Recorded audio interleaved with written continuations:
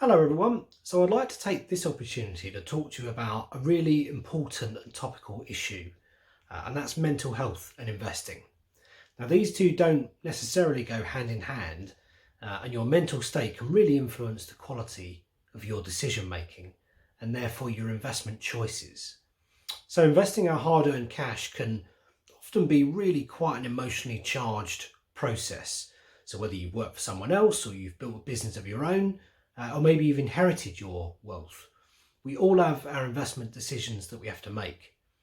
Now, whatever your route to wealth is, and whatever the amount, we all have our mental challenges when it comes to making decisions in what can often be quite volatile and fast moving investment markets. Now, to a point, this mix of mental challenges and what we often call cognitive biases is completely healthy, and that's just a part of human nature. But what I want to ask is, how do you keep your overall financial mental health in check? How do you keep your mind clear and balanced to help you make good decisions? How do you evaluate your decisions objectively? It's really key to know that sometimes a good decision process can have a bad investing outcome, and a bad decision process can actually sometimes end profitably. And as investors, it's really important for us to know the difference. So essentially, we have to ask ourselves, are our investing returns due to luck, good or bad, or consistently good or bad judgment? So essentially, sometimes there's a degree of luck involved. Our job as investors is to make good decisions that lead to good outcomes consistently, and your mental state is a key variable in that process. Now, thankfully, we have an increasing focus on mental health, both across our personal and our professional lives. The last 12 months in particular have been quite testing for all of us, and with the world as uncertain as it is today, the state of your financial affairs has arguably never been more important. So with that in mind, I'd like to share 3 points that I think every investor can use to help maintain a clear focus when it comes to investment decision making. So number 1 is to take control. This seems pretty simple, but can actually be quite a complex point. So first of all, do you feel that you're in control of your investments? Do you know what investments you've got and why? Do you understand what factors might be good for them and bad for them? So notice here, I'm not asking if you have all the answers, because nobody does, and we need to be realistic about that.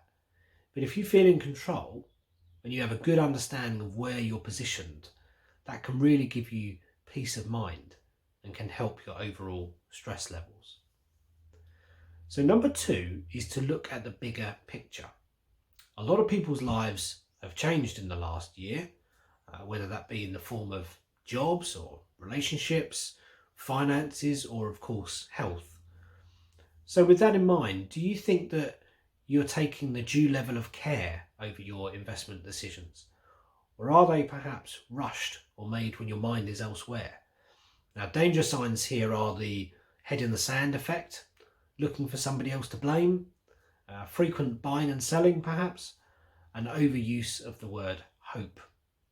So if this is you, you might benefit from taking a step back and gaining some much needed perspective. My third and final point is to ignore the noise. So we live in an era of 24-hour news feeds and a virtually limitless amount of market commentary and data. You really don't have to look very hard to find a plethora of different data points that can allow you quite easily to have a very skewed or one-sided view of the world. And learning to differentiate between what is noise and what is tangible, actionable information is a skill that every investor develops over time.